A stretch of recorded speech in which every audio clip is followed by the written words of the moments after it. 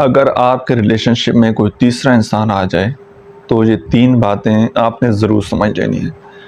देखिए, पहली बात तो ये है कि जब 2 लोग आपस में इस तरह जुड़े हुए हों, तो तीसरे बंदे की मजाल नहीं है कि वो आपके रिलेशनशिप में आ जाए। अब आपके पार्टनर की गलती है या आपकी ऐसी कोई मिस्टेक है कि आपने पार्टनर को स्पेस दिया और उस स्पेस से किसी तीसरे इंसान ने फ़ायदा उठा लिया, या आपके पार्टनर का आपके साथ रिलेशनशिप अच्छा नहीं था जिसकी वजह से तीसरा इंसान वो आपके रिलेशनशिप में आया। और कभी भी तीसरा इंसान जो है ना, वो आपकी परमिशन के बगैर नहीं आ सकता। कई केसेस में ऐसा होता है कि दूसरा इंसान मैनिपुलेट कर जाता है, लेकिन जब 2 लोगों की कम्युनिकेशन आपस में अच्छी हो, 2 लोगों का रिलेशनशिप आपस में अच्छा हो, तो तीसरे की मजाल नहीं है कि वो आपके रिलेशनशिप में आ सके।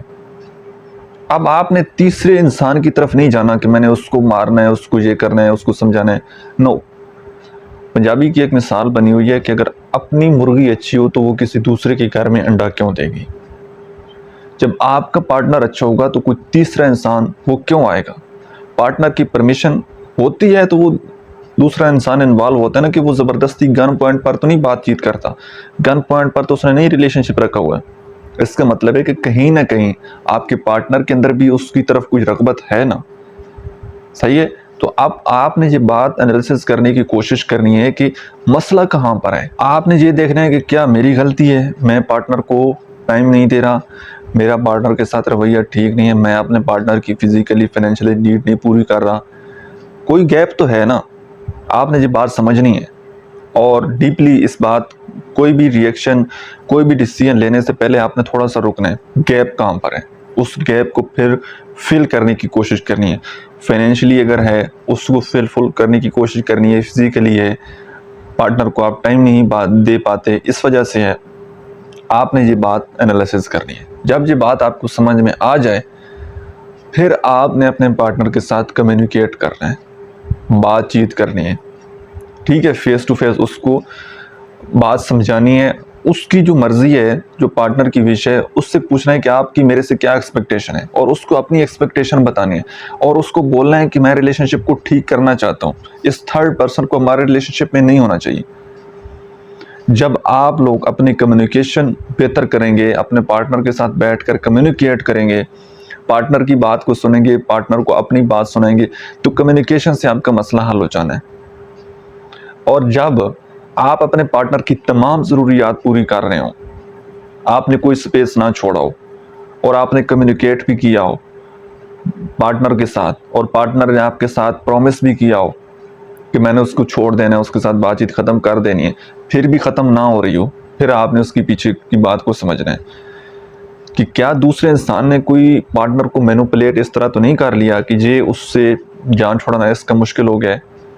समटाइम लोग स्टार्टिंग में इस तरह के मैनिपुलेट कर लेते हैं कि पार्टनर दूसरे इंसान को छोड़ नहीं सकता।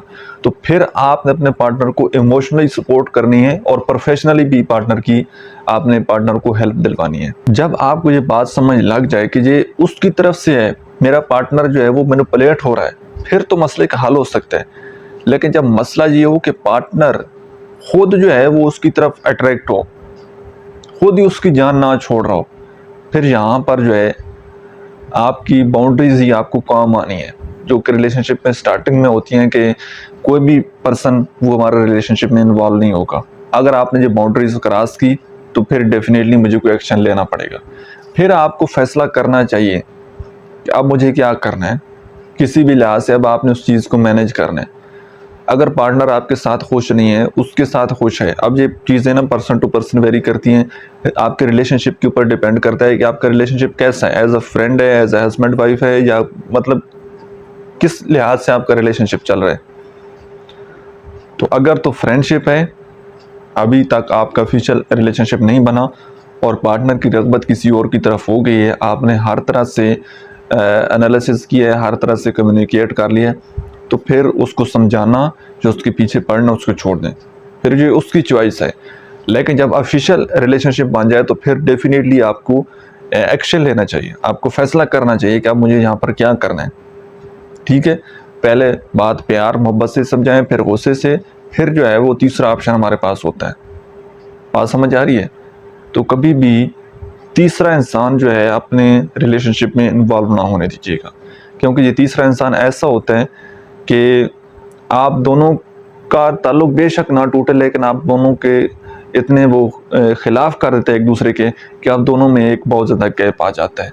पार्टनर आपसे खामख्वाह नफरत करने लग जाता है, पार्टनर की आपके साथ खामख्वाह नहीं बनती, अच्छी भली ज़िंदगी गुजर रही होती है, लेकिन जब तीसरा इंसान बीच में इंटरफेरेंस करता है तो मामलात ख़राब हो जाते हैं। तो इस बात को आपने अंडरस्टैंड करना है।